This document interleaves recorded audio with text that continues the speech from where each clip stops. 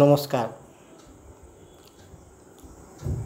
রাষ্ট্রীয় স্বয়ংসেবক সংঘ, যাকে আমরা আরএসএস বলি, সে আরএসএস খুব স্বল্প সংখ্যক লোক নিয়ে 1925 খ্রিস্টাব্দে তার যাত্রা শুরু করেছিল। আজকে 2025 খ্রিস্টাব্দ, অর্থাৎ রাষ্ট্রীয় স্বয়ংসেবক সংঘের 100 বছর পূর্তি চলছে। এই 1925 খ্রিস্টাব্দেই সিপিআই, ভারতের কমিউনিস্ট পার্টি তৈরি হয়েছিল। তাদের উদ্দেশ্য ছিল ভারতবর্ষ থেকে ধর্মীয় যত সংস্কার আছে সেগুলোকে কুসংস্কার বলে অভিহিত করে সেগুলোকে উঠিয়ে দেওয়া, ভারতবর্ষকে চীন এবং রাশিয়ার মতো একটা যুক্তিবাদী বস্তুবাদী দেশে পরিণত করা, ভারতবর্ষ থেকে আধ্যাত্মিকতা উঠিয়ে দেওয়া, বেদ পুরাণ ইত্যাদিকে কুসংস্কার বলে প্রচার করে সেগুলোকে হেয় করা, এইসব উদ্দেশ্য তাদের ছিল। তারপরে 1925 সালে ডক্টর কেশব বলিরাম হেডগেওয়ার নামে একজন ডাক্তার, উনি মহারাষ্ট্রের একজন ব্রাহ্মণ। উনি প্রথমে গান্ধীজির দলে ছিলেন, গান্ধীজির সাথে তিনি ব্রিটিশ বিরোধী আন্দোলন করেছিলেন। পরে উনি বুঝলেন যে এইভাবে আন্দোলন করে সনাতন হিন্দু ধর্মকে রক্ষা করা যাবে না। তখন উনি সীমিত কিছু বন্ধুবান্ধব নিয়ে এই দলটি তৈরি করলেন। তো ওই সময় এই দলটি যতবার হিন্দুদের উপর আক্রমণ হয়েছে, মারদাঙ্গা হয়েছে, ততবার এই দলের লোকেরা এসে ভীষণভাবে সহায়তা করেছে হিন্দুদের খেলা শিখিয়েছে, ব্যায়াম শিখিয়েছে, হিন্দুদের আয়ুর্বেদ শিখিয়েছে, একতাবদ্ধ হতে শিখিয়েছে, জাতপাতের ভেদাভেদ ভুলে গিয়ে একসাথে বসে খেতে শিখিয়েছে, একসাথে থাকতে শিখিয়েছে, এগুলো শিখিয়েছে। তো অনেকে বলেন যে আরএসএস ছিল ব্রিটিশদের পক্ষে। আরএসএস কখনো ব্রিটিশদের বিরুদ্ধে আন্দোলন করেনি বা বেশি কেউ জেলও খাটেনি। তো ঘটনা হলো, আরএসএসের যারা সমর্থক কেউ কেউ তো জেল খেটেছিল ঠিকই, কিন্তু আরএসএসের মুখ্য কাজ ছিল জেলে চলে গেলে তো কোনো লাভ হবে না। আমি যদি আন্দোলন করে জেলে গিয়ে বসে থাকি তাহলে সমাজের কী উপকারটা হবে?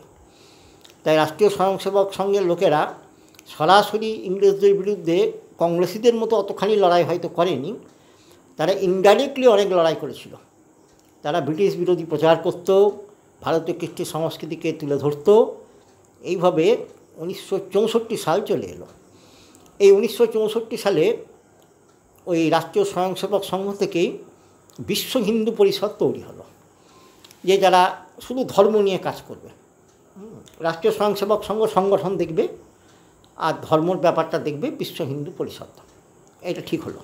ওই একই বছর খুব আশ্চর্যজনকভাবে সিপিআই ভেঙে সিপিএম বলে আরেকটি দল সৃষ্টি হয়, যেটি পরবর্তীকালে পশ্চিমবাংলা ত্রিপুরার ক্ষমতা পেয়েছিল। তো এদেরও একই উদ্দেশ্য ছিল, ঠিক বিশ্ব হিন্দু পরিষদের একটা বিপরীত উদ্দেশ্য ছিল। আজকে বিশ্ব হিন্দু পরিষদ, আরএসএস, ভারতীয় জনতা পার্টি 1980 সালে হয়েছে, এক সংঘ পরিবার বলে। অখিল ভারতীয় বিদ্যার্থী পরিষদ হয়েছে, সংস্কার ভারতী হয়েছে, যাতে কালচারাল অনুষ্ঠানগুলো করা যায়। এরকম 100টারও উপরে বেশি গ্রুপ সৃষ্টি হয়েছে, যাদের কাজ হলো ভারতীয় কৃষ্টি সংস্কৃতি ইত্যাদি নিয়ে সংগ্রাম করা। তো এই যে সংস্থাগুলো, এই যে রাষ্ট্রীয় স্বয়ংসেবক সংঘের এই সংস্থাগুলো মিলে এটি পৃথিবীর সবথেকে বড় এনজিও বা নন গভর্নমেন্টাল অর্গানাইজেশন। চীনা কমিউনিস্ট পার্টি 8 কোটির ওপর সদস্য ছিল, আর এই যে রাষ্ট্রীয় স্বয়ংসেবক সংঘ, এদের সদস্য সংখ্যা অনেক বেশি। তাই এটা পৃথিবীর বৃহত্তম এবং অন্যতম শক্তিশালী সংগঠন। এবং আর সব সংগঠনের মতো এই সংগঠনেও সীমাবদ্ধতা আছে, ত্রুটি বিচ্যুতি আছে, কিন্তু এই সংগঠন বর্তমানে ওই সময় প্রতিষ্ঠিত হয়েছিল যে সংগঠনগুলো, যথা মার্ক্সবাদী কমিউনিস্ট পার্টির বিভিন্ন শাখা এবং তারও আগে যে কংগ্রেস সৃষ্টি হয়েছিল, তাদেরকে পিছনে ফেলে অনেকখানি এগোতে সক্ষম হয়েছে। এটা হয়েছে তারা ভারত মাতাকে তাদের অভীষ্ট দেবী হিসাবে, ভগবান শ্রীরামচন্দ্রকে তাদের ইষ্ট দেবতা হিসাবে এবং ভারতের সর্বদেব দেবীকে, সর্বধর্মাত্মাকে সম্মান করে এটা তারা পেয়েছে। সুতরাং তার একটা ভ্যালু আছে, ত্রুটি বিচ্যুতিহীন নয়, আমি বারবারই বলছি। তো এবার তাদের বিভিন্ন রাজ্যে নির্বাচনে জয়লাভ হয়েছে, তাদেরই অনুসারী দল ভারতীয় জনতা পার্টি জয়লাভ করেছে এবং ভারতে বেশ কিছু সংস্কার সাধন করেছে, যথা 370 ধারা লোপ করেছে, যথা আমাদের বিভিন্ন ধরনের দিল্লিতে যে আমাদের পার্লামেন্ট আছে সেটা সংস্কার করা হয়েছে, নতুন পার্লামেন্ট ভবন হয়েছে, অজস্র রেলপথ, নতুন বিমানবন্দর, অজস্র এইমস হসপিটাল তারা তৈরি করতে সক্ষম হয়েছে। আর সংস্কার ভারতীয় শিক্ষা বোর্ড, আমাদের যে শিক্ষার আছে বিবেকানন্দ বিদ্যা বিকাশ পরিষদ, রাষ্ট্রীয় স্বয়ংসেবক সংঘের শিক্ষার যে প্রতিষ্ঠান আছে, তারা সারা দেশে 50,000-এর উপর বেশি সরস্বতী শিশু মন্দির তৈরি করতে সক্ষম হয়েছে, যেগুলিতে সংস্কৃত ভাষা, হিন্দু কৃষ্টি সংস্কৃতির প্রতি শ্রদ্ধা ও সম্মান বিশেষভাবে জানানো হয়, সাধারণ সিলেবাসে যেগুলো নেই।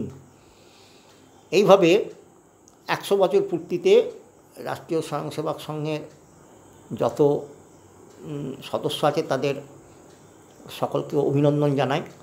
আমি নিজে একজন লেখক, কবি, গায়ক, চিত্রশিল্পী, গবেষক, বক্তৃতা করি। তো সমস্ত দলে গিয়েই বক্তৃতা করার আমার ইচ্ছা থাকে। আমাকে সবচেয়ে বেশি রাষ্ট্রীয় স্বয়ংসেবক সংঘই ডেকে থাকে, তার অনুসারী দলগুলো আমাকে সবচেয়ে বেশি ডেকে থাকে। অন্য দলও ডাকে, কিন্তু বেশিরভাগই রাষ্ট্রীয় স্বয়ংসেবক সংঘই আমাকে প্রথম সুউচ্চে তুলে ধরে, মানে প্রধান বক্তা হিসাবে বিভিন্ন স্তরে, উচ্চ স্তরে আমাকে মেলে ধরে। পরবর্তীকালে আমি এখন আপনাদের হয়ে অনেক কাজ করছি, অনেক কথা বলছি, আপনারা সবই জানেন। তো সূচনা এই রাষ্ট্রীয় স্বয়ংসেবক সংঘের হাত ধরেই হয়েছিল। তাই আজকে এই শতবর্ষতে সম্মান জানাই রাষ্ট্রীয় স্বয়ংসেবক সংঘের সকল নেতৃত্ব এবং কর্মীবৃন্দকে। নমস্কার।